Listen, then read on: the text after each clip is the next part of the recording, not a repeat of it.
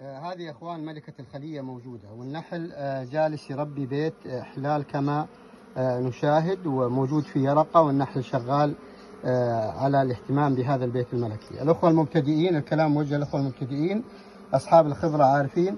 الأخوة المبتدئين إذا وجدنا الملكة موجودة كما هو حاصل الآن، والنحل يهتم ببيت إحلال زي ما احنا شايفين، لا نهدم هذا البيت. هذا البيت هو مستقبل الخلية. النحل شعر بأن هذه الملكة خلاص لا تستطيع أن تستمر في الخلية، لا تستطيع بناء الخلية، فالنحل يعمد إلى إيجاد بيت ملكي، يرقة جديدة، بيت ملكي، ثم عذراء تتلقح هذه العذراء ثم تعود.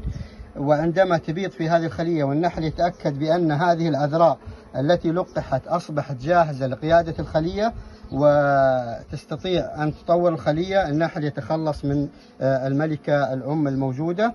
فهذا عملية إحلال منظم. النحال لا يتدخل.